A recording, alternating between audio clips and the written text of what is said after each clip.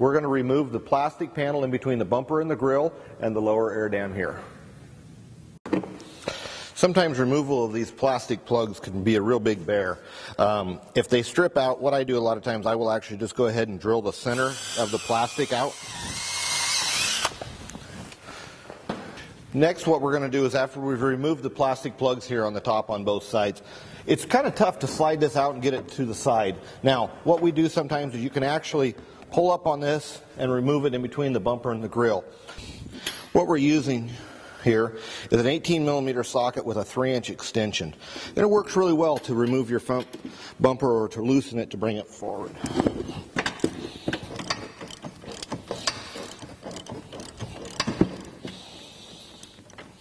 So we're going to go ahead and remove the plastic plug that holds this wire loom into this channel.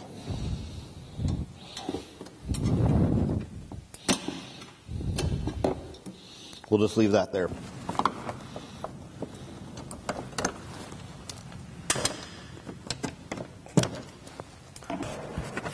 There are 2 additional plugs, one located here and one on this side, that hold this air dam in place.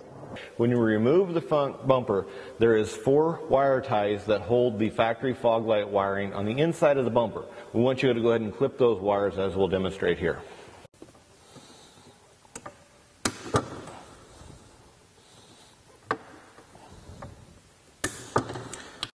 Okay, there's 2 different styles of fog lights, but they remove the same. You're going to push in on these factory clips here and go ahead and pull it out. Once you've removed the wiring, this will allow you to take the bulbs out of the unit. Go ahead and take your factory front bumper and set it to the side. Now go ahead and install the factory fog lights in the back of the Rock Hard 4x4 bumper, using these that are an 8mm socket or a 5/16 socket.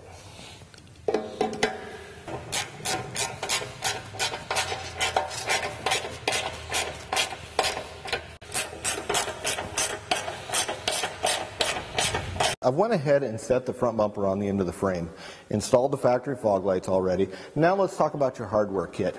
In the hardware kit, there's 2 spacers. Okay? The longer spacer is always used. This shorter spacer is only used when you have some of the import winches. A standard Warren, Ramsey, Super Winch, most of those will just require the use of the longer spacer, not using the shorter spacer also. When you have some of the import winches, you'll need to use the longer and the shorter spacer, because the power cord coming out of the back of the winch can interfere with the grill.